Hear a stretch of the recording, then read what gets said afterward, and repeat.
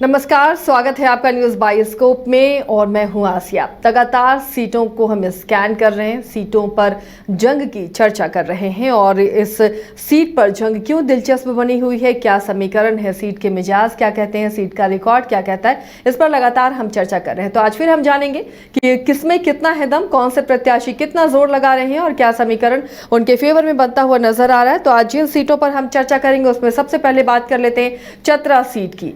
Chatra seat पर किस तरह का मुकाबला है, क्या आरजेडी की रश्मि प्रकाश यहां कमाल करेंगी, क्योंकि इस सीट को लेकर काफी जिश था कांग्रेस और राजद में। उन सब के बीच जनार्दन पासवान जो एलजेपीआर से यहां पर चुनावी मुकाबले में है और जेएलकेएम के अशोक भारती भी चुनावी मैदान में है। तो इन तीनों के बीच में जंग कितनी दिलचस्प होगी, किसका पलड़ा भारी नजर आ रहा है, समीकरण क्या कहते हैं, इस पर हम चर्चा करेंगे। हमारे साथ स्टूडियो में वरिष्ठ सहयोगी राकेश रंजन जुड़े हुए हैं। रंजन जी, सबसे पहले आज चतरा सीट से शुरुआत करते हैं। इस सीट को लेकर काफी खींचतान थी राजद और कांग्रेस के बीच में, लास्ट में ये सीट राजद के खाते में ही गई है। अब यहाँ पर का मुकाबला कितना दिलचस्प है, सीट की कहानी क्या कहती है?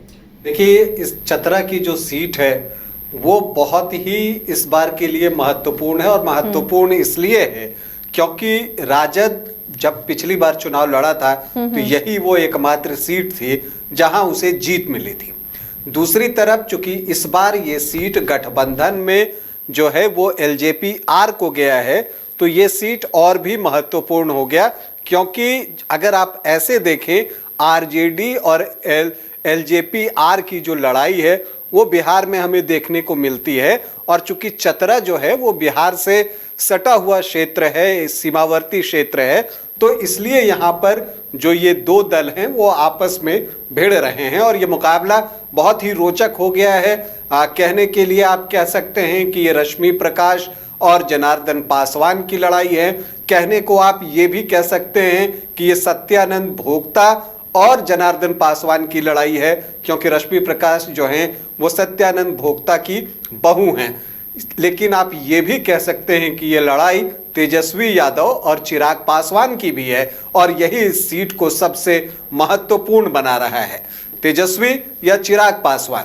अब अगर आप इस सीट को देखें तो देखिए जो आरजेडी है वो यहाँ पर हमेशा एक ऐसी स्थिति में रहता है जो फाइट देता है और यही वजह है कि जब हम पिछले 5 चुनावों की बात करते हैं तो इसमें 2 बार आरजेडी ने जीत हासिल की है। और क्यों हासिल की है ये अगर हम देखें तो यहाँ का जब आप समीकरण देखते हैं तो M+Y जो है वो आरजेडी को सपोर्ट करता हुआ दिखता है। यहाँ पर जो मुस्लिम वोटर्स की संख्या है वो 15.1% है और जो यादव वोटर्स हैं वो उनसे भी अधिक 15.8% है। मतलब कि लगभग 31-31.5% वोटर यहीं पर हो जाते हैं और यही आरजेडी को यहां हमेशा मुख्य मुकाबले में बनाकर रखता है। दूसरी तरफ अगर आप ये भी देखें कि पिछले 5 बार में जो है बीजेपी ने इस सीट पर 3 बार कब्जा जमाया है, तो ये ऐसे ही नहीं कमाया, क्योंकि ये जो MY के बाद जो बाकी वोटर्स बच जाते हैं वहां पर जो है आप देखते हैं कि वो एक तरफ आकर गिरते हैं, जिसमें कि आप सामान्य जाति के वोटर्स की बात कर लीजिए, ओबीसी वोटर्स की बात कर लीजिए और जो SC जाति है जो यहां सबसे ज्यादा है उसका जो है एक बड़ा हिस्सा बीजेपी की तरफ जाता रहा है। आपको ये भी बता दें कि जो चतरा की सीट है यहां पर जो SC आबादी है वो पूरे झारखंड में जितनी भी सीटें हैं उसमें सबसे ज्यादा है। यहां पर जो SC वोटर्स हैं वो 35.87% हैं और यही वजह है कि ये सीट एलजेपीआर को गई है, चिराग पासवान की पार्टी को गई है। क्योंकि यहां पर अगर एलजेपीआर आपको शेड्यूल कास्ट वोटर्स को अपनी तरफ कर लेता है या 35.87 मतलब जो 36% है, अगर उसमें वो बड़ा चंक निकालकर 25-26% भी लेकर चला जाता है तो उसके लिए जीत का रास्ता जो है वो आसान हो जाएगा। लेकिन रश्मि प्रकाश जो भोक्ता की बहू भी है, मौजूदा कैबिनेट में वो मंत्री भी रहे सत्यानंद भोक्ता, तो क्या लगता है कि उनकी परछाई के रूप में ही जनता वहां एक्सेप्ट करेगी? ये भी कड़ी टक्कर दे रही है एलजेपीआर को और जेएलकेएम को। या देखिए, यहाँ पर ये तो तय है कि रश्मि प्रकाश मुख्य मुकाबले में तो रहेंगी और ये भी तय है कि जनार्दन पासवान भी यहाँ मुख्य मुकाबले में रहेंगे, क्योंकि जो चतरा सीट को आप देखें तो पिछले 20-25 सालों से जो यहाँ प्रतिद्वंद्विता चली है वो सत्यानंद भोक्ता वर्सेस जनार्दन पासवान ही चली है। तो ये उसी का एक्सटेंशन है। फर्क सिर्फ इतना है कि सत्यानंद भोक्ता टेक्निकल कारणों से यहाँ चुनाव नहीं लड़ पा रहे, क्योंकि भोक्ता कम्युनिटी जो है वो जनजाति में शामिल कर दी गई है और इसीलिए जो है उनकी जो पुत्रवधू हैं वो यहाँ से जो है वो चुनाव लड़ रही हैं। तो ये तय है कि रश्मि प्रकाश तो होंगी, लेकिन यहाँ पर जो एक बात है कि सत्यानंद भोक्ता को लेकर कुछ एंटी इनकम्बेंसी जो है वो देखी गई और यही बात है कि टिकट बंटवारे से पहले ही जो आरजेडी के बहुत सारे कार्यकर्ता थे वो पटना पहुंच गए थे विरोध करने के लिए कि आप सत्यानंद भोक्ता को या उनके परिवार से किसी को टिकट न दें, लेकिन अंततः फैसला यही हुआ कि टिकट जो है वो रश्मि प्रकाश को मिलेगा। और तेजस्वी भी इस बात को भली भांति जानते थे कि यहां पर सत्यानंद भोक्ता को लेकर कुछ एंटी इनकम्बेंसी है या कार्यकर्ताओं में नाराजगी है। यही वजह है कि वो रश्मि प्रकाश के नॉमिनेशन में भी गए और वहां पर उन्होंने सबको एकजुट होकर काम करने का संदेश दिया।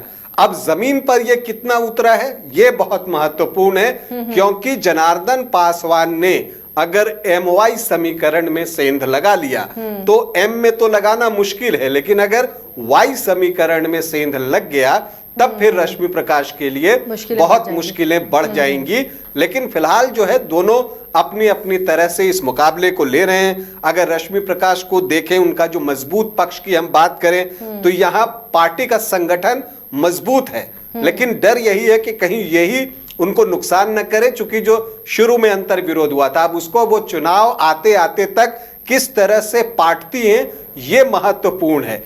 रश्मि प्रकाश जो है नई प्रत्याशी हैं, चुनावी रणनीति उनके लिए सत्यानंद भोक्ता को ही बनाना होगा। जनार्दन पासवान दूसरी तरफ जो है वो चुनाव छठी बार लड़ रहे हैं, तो एक एक्सपीरियंस भी उनके पास है। प्लस देखिए वो लड़ तो LJP-R से रहे हैं, लेकिन पूरी बीजेपी उनके पीछे जो है वो लगी हुई है। ये सबसे महत्वपूर्ण बात है, क्योंकि चतरा में LJP-R का जो संगठन है वो उतना सशक्त नहीं है, या आप कह लीजिए कि बस नाम मात्र को है। तो जो सारा काम करना है वो बीजेपी को ही करना है। आजसू और JDU के जो भी लोग होंगे वो सहयोग कर रहे हैं, लेकिन एक अच्छी बात यही है कि जनार्दन पासवान के साथ पूरा NDA जो है वो जोर शोर से लगा हुआ है। चिराग पासवान यहाँ पर आ चुके हैं, वो भी नॉमिनेशन में आए थे जनार्दन पासवान के।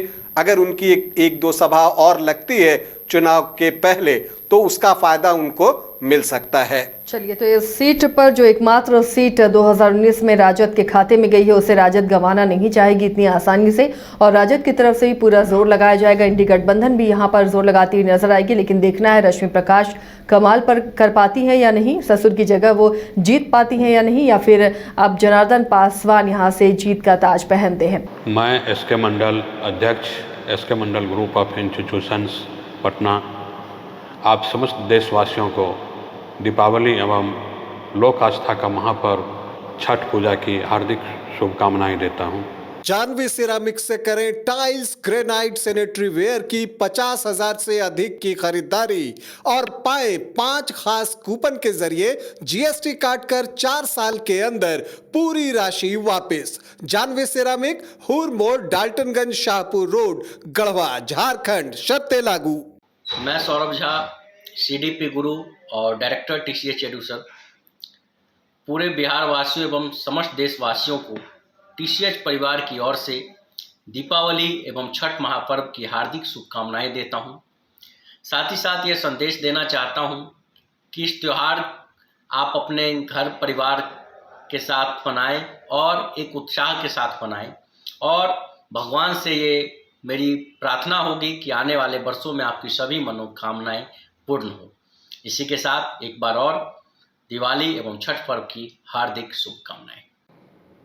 मैं Moni Rani, chairman, leader institution of higher education Samastipur, आप सभी देशवासियों को दीपावली एवं छठ पूजा की हार्दिक शुभकामनाएं देती हूँ।